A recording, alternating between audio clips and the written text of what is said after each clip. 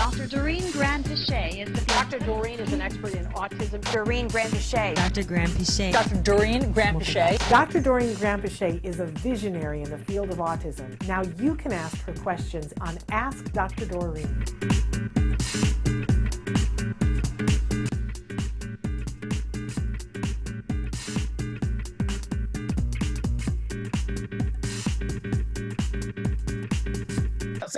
Somebody wrote in, and I think it's the same person. So I sent you some of the questions, Dr. Gramsci. I'm gonna skip down to the second part, but I believe that the first two are the same person. Hello, ma'am. My son is going to be 7 years old in August. He was diagnosed with developmental delays at age of 1.5.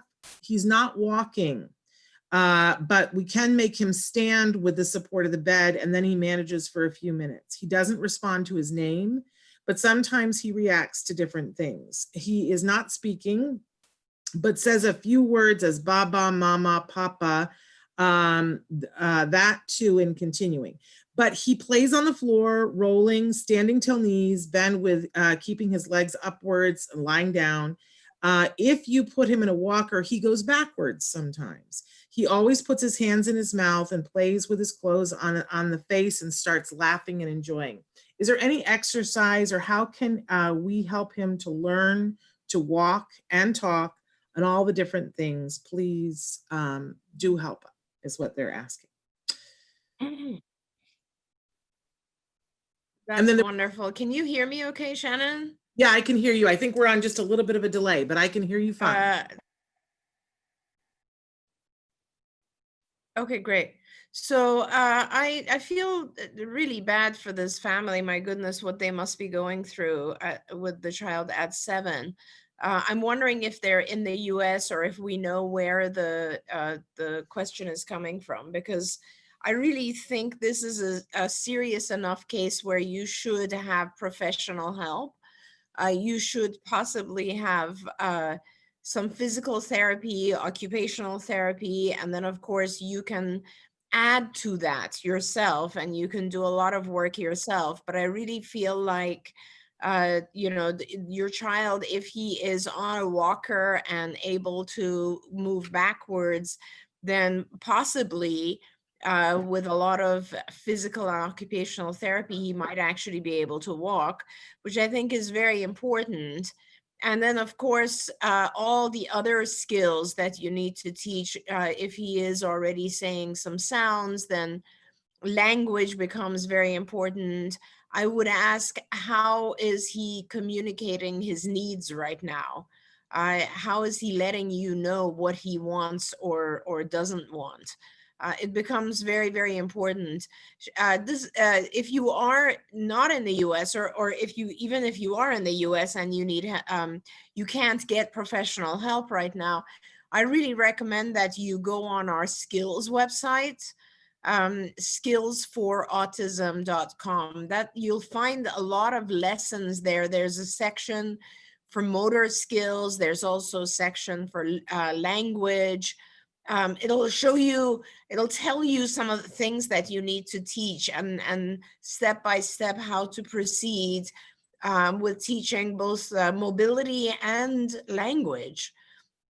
And then, of course, you can also use our IBT website, which is Institute for Behavioral Training, where you'll learn some of the ABA techniques. But I really think initially it would be wonderful if you were able to connect with a physical therapist or occupational therapist and work on some motor skills. Gross motor, fine motor, all of those types of skills are very important. And they will actually help oral motor, which will then be necessary for language.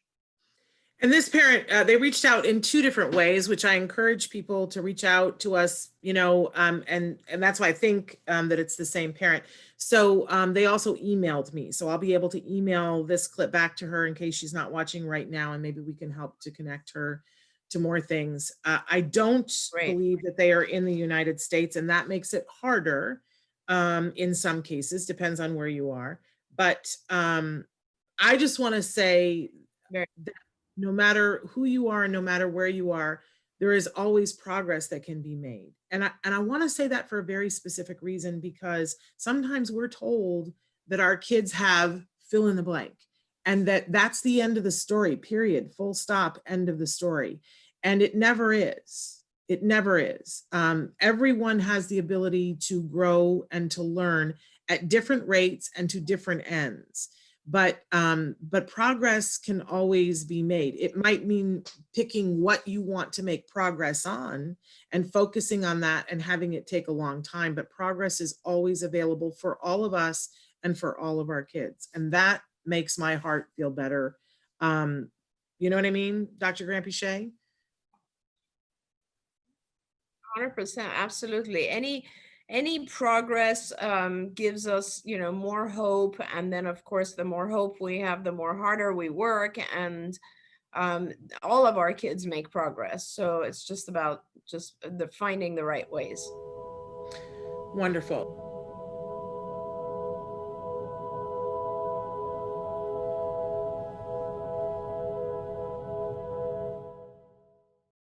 Hey, thanks for watching Autism Live. To subscribe, click here. And if you'd like to check out some more of our videos, click here.